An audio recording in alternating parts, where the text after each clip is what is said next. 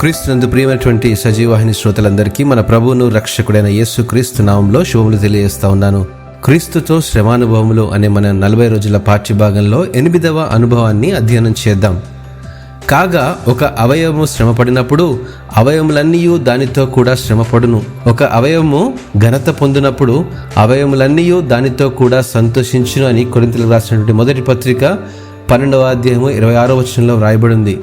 నడిచే దారిలో అనుకోకుండా కాలికి ముళ్ళు గుచ్చుకున్నప్పుడు కాలికే కదా నొప్పి, నాకెందుకు అని చెయ్యి అనుకుంటుందా?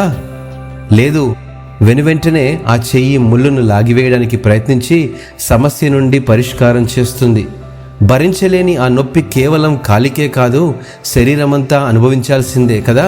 మానవుని శరీరంలోని అవయవములు ఒకదానికొకటి కలిసి ఆ శ్రమను భరిస్తూ పరిష్కార మార్గాన్ని వెతుక్కుంటాయి. ఒక కుటుంబంలో ఎవరికైనా సమస్య కలిగినప్పుడు ఇంట్లో ఉన్న వారంతా కలిసి ఆ సమస్యను పరిష్కరించడానికి ప్రయత్నిస్తారు. నాకేమి అవసరం అనుకుంటూ పోతే నష్టపోయేది నా కుటుంబమే కదా. అన్న, అక్క, తమ్ముడు, చెల్లి, నాన్న, అమ్మ అందరూ కలిసి ఒక నిర్ణయం తీసుకొని సమస్యను అధిగమించడానికి ప్రయత్నిస్తూ ఉంటారు. క్రీస్తు సంఘమునకు శిరస్సై ఉన్నలాగున ఒకదానికొకటైన ఆ అవయములు క్రీస్తు సంఘములో చేర్చబడిన కుటుంబమైన విశ్వాసులే కదా.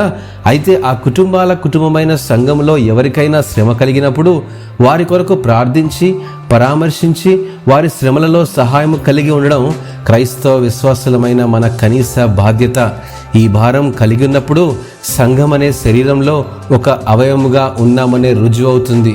వారి కష్ట సుఖాల్లో పాలిపంపులు కలిగి ఉండడం క్రీస్తుతో శ్రమను అనుభవించినటువంటి వారం అవుతామని ఈ యొక్క పాఠ్యంలో జ్ఞాపకం చేసుకుందాం. దేవుడు మిమ్మను ఆశీర్వదించునుగాక. ఆమెన్.